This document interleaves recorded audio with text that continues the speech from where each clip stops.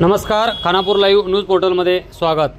इटगी येथे मंजूर झालेल्या सरकारी प्रौढ शाळेला पुन्हा परवाना द्या, विविध संघटनांचा पाठिंबा। माजी आमदार डॉक्टर अंजली निंबाळकर तथा माजी आमदार अरविंद पाटील यांचाही आंदोलकांना पाठिंबा। पुढील आठवड्यात माध्यमिक शाळा सुरू नाही झाल्यास तीव्र आंदोलनाचा पुन्हा इशारा। खानापूर तालुक्यातील इटगी या ठिकाणी सरकारी माध्यमिक प्रौढ शाळा नुकताच मंजूर झाली होती, परंतु सदर मंजूर झालेली माध्यमिक शाळा पुन्हा गष्टोळी या ठिकाणी स्थलांतरित करण्यात आल्याने इटगी गावातील नागरिकांनी तीव्र आंदोलन छेडले। इटगी गावात अत्यंत गरजेची असताना सरकारी प्रौढशाळा पुन्हा का कॅन्सल करण्यात आली असा आक्रोश व्यक्त करत आज शनिवारी इटगी या ठिकाणी बंद आंदोलन छेडण्यात आले। या आंदोलनाला अखिल भारतीय काँग्रेसच्या सचिव तथा खानापूरच्या माजी आमदार डॉक्टर अंजली निंबाळकर यांनी पाठिंबा दर्शवून आंदोलकांना धीर दिला। इटगी गावामध्ये मंजूर झालेली सरकारी प्रौढशाळा पुन्हा चालू करण्यासाठी आपण सरकार दरबारी प्रयत्न करू व या गावाला न्याय मिळवून देऊ असे आश्वासन दिले। त्याचप्रमाणे इटगी गावाबरोबर गष्टोळी या ठिकाणी देखील सरकारी माध्यमिक शाळेची आवश्यकता आहे, त्या ठिकाणी मंजूरसाठी आपण प्रयत्न करू असे आश्वासन त्यांनी यावेळी दिले। या गावात मंजूर झालेले सरकारी प्रौढशाळा पुन्हा कॅन्सल झाल्यास तीव्र आंदोलन छेडू आणि यासाठी ग्रामस्थांच्या पाठीशी आपण ठाम राहू असा इशारा अधिकाऱ्यांना यावेळी दिला।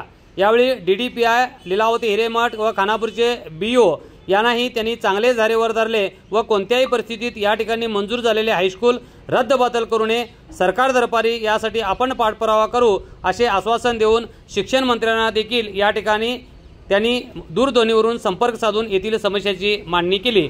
यावेळी बोलताना त्या म्हणाल्या, ಯಾರು ಕೊಟ್ಟಿದ್ದಾರೆ ಅದು ನಿಮಗೆ ವಿಷಯ ಗೊತ್ತು। ನಾನು ಮಾಜಿ ಶಾಸಕಿ ಇದ್ದೀನಿ, ಆಜಿ ಶಾಸಕರು ಮಾಡಿದ್ದಾರೆ, ಏನ್ ಯಾರು ಸರ್ಕಾರದಿಂದ ಯಾರ್ಯಾರು ಮಾಡಿದ್ದಾರೆ, ಯಾವ ಇದಕ್ಕೆ ಕಾರಣ ಇದೆ ಅದು ನಿಮ್ ಎಲ್ಲರಿಗೆ ಗೊತ್ತು, ನನಗೆ ಗೊತ್ತಿಲ್ಲ। ನಿನ್ನೆ ರಾತ್ರಿ ಗಮನಕ್ಕೆ ಬಂದ ತಕ್ಷಣ ಈ ವಿಷಯ ಇವತ್ತು ನಿಮ್ ಎಲ್ಲರಿಗೆ ಏನ್ ನಿಮ್ ಮನವಿ ಇದೆ ಅದಕ್ಕೆ ಸಪೋರ್ಟ್ ನಂದು ಕೂಡ ಇದೆ ಅಂತ ಹೇಳಿಕೆ ನಿಮ್ ಮುಂದೆ ನಾನು ಬಂದಿದ್ದೀನಿ।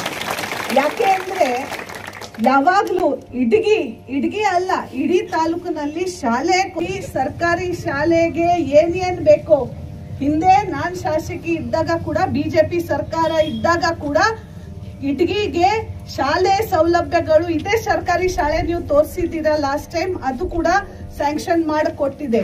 ಇಲ್ಲಿ ವಿಜಯ ಸಾಲಿಕೋಪ್ ಅವರದು ಸಂಸ್ಥೆ ಅಲ್ಲಿ ಶಾಲೆ 3-4 ಕೊಠಡಿಗಳು ಶಿಕ್ಷಣ ಸಲುವಾಗಿ ನಾನು ಮಾಡಿಕೊಟ್ಟಿದೆ।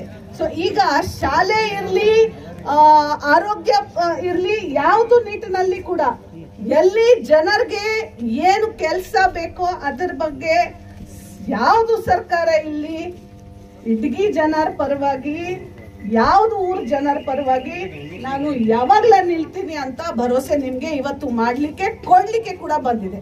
ಮತ್ತೆ ಹೇಳ್ತಾ ಇದ್ದೀನಿ, 1 ಟೈಮ್ ಸ್ಯಾಂಕ್ಷನ್ ಆಗಿದ್ದು ಆ ಊರಿಗೆ ಸ್ಯಾಂಕ್ಷನ್ ಆಗಿದ್ದು ಯಾವ ಕಾರಣದಿಂದ ನೀವು ಬೇರೆ ಊರಿಗೆ ಹಾಕಿದ್ದೀರಾ ಅಂತ ಕೇಳ್ತಾ ಇದ್ದೀನಿ, ಫಸ್ಟ್ ಕ್ವೆಶ್ಚನ್। ಸೆಕೆಂಡ್ ಕ್ವೆಶ್ಚನ್, ಇಲ್ಲಿ ಜನಸಂಖ್ಯೆ 6-8 ಸಾವಿರ ಇನ್ನೂ ಹೆಚ್ಚಾಗಿದೆ।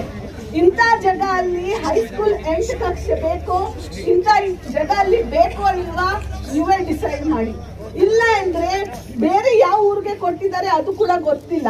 ಗಷ್ಟೋಳಿ ಅಂತ ಇವರು ಈಗ ಹೇಳಿದ್ರು ಯಾರೊಬ್ರು, ಗಷ್ಟೋಳಿ ದೊಡ್ಡ ಊರೇ, ಇದು ದೊಡ್ಡ ಊರು, ಎರಡೇ ಊರು ನಮ್ದೇ ತಾಲೂಕಿನಲ್ಲಿದೆ।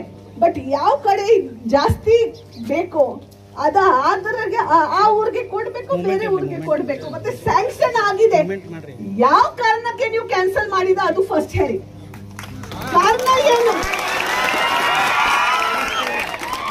ಕಾರಣ ಏನು? ನಿಮ್ಗೆ ಯಾರು ದಬಾಯಿಸ್ತಾ ಇದ್ದಾರೆ, ನಿಮ್ಗೆ ಯಾರು ದಾದಾಗಿರಿ ಮಾಡ್ತಾ ಇದ್ದಾರೆ ಅಂತ ಹೇಳಿ ಫಸ್ಟ್। ಸರ್ಕಾರ ಅವರು ಇವರು ಹೇಳ್ತಾರೆ ನಮ್ ಜವಾಬ್ದಾರಿ ಇಲ್ಲ, ಕಮಿಷನರ್ ಹೇಳ್ತಾರೆ ನಾನು ಊರಲ್ಲಿಲ್ಲ। ಶನಿವಾರ ದಿನ ಯಾಕೆ ಮತ್ತೆ ಯಾರು ಜವಾಬ್ದಾರಿ, ಯಾರು ಇದು ಜವಾಬ್ದಾರಿ ಯಾರು ತಗೊಳ್ತಾರೆ? ಮತ್ತೆ ನೀವು ಈಗ ಮನವಿ ತಗೊಂಡು ನಾನು ಫಾರ್ವರ್ಡ್ ಮಾಡ್ತೀನಿ ಅಂತ ಹೇಳಿದ್ಮೇಲೆ ಮುಂದೆ ಯಾರು ಜವಾಬ್ದಾರಿ ತಗೊಳ್ತಾರೆ? ಯಾರು ಜವಾಬ್ದಾರಿ ತಗೊಳ್ತಾರೆ ಅಂತ ಹೇಳಿ, ಇಲ್ಲ ಅಂದ್ರೆ ಇವತ್ತೂನೇ ಆ ಆರ್ಡರ್ ಕ್ಯಾನ್ಸಲ್ ಮಾಡಿ, ಕ್ಯಾನ್ಸಲ್ ಮಾಡಿಲ್ಲ ಅಂದ್ರೆ ಇವರು ಹೇಳಿದ ಪ್ರಕಾರ ನಾನು ಕೂಡ ಇವ್ರ ಜೊತೆ ಇಲ್ಲಿನೇ ಕೂತ್ಕೊಳ್ತೀನಿ। यावेळी माजी आमदार डॉक्टर अंजली निंबाळकर यांनी कर्नाटक राज्याचे शिक्षण मंत्री मधु बंगारप्पा यांच्याशी दूरध्वनीवरून संपर्क साधला व या गावातील शैक्षणिक परिस्थितीचा आढावा मांडून या ठिकाणी पुन्हा या हायस्कूलला परवाना चालू ठेवावा अशी विनंती केली। यावेळी त्या म्हणाल्या, ಅವರು ಇದ್ಗೀಗೇನೆ ಮತ್ತೆ ಒಮ್ಮೆ ಸತಿ ಅದು ಈಗಾಗಲೇ ಸ್ಯಾಂಕ್ಷನ್ ಮಾಡಿ ಕೊಡ್ತೀನಿ ಅಂತ ಕೂಡ ವಿಶ್ವಾಸ ಕೊಟ್ಟಿದ್ದಾರೆ।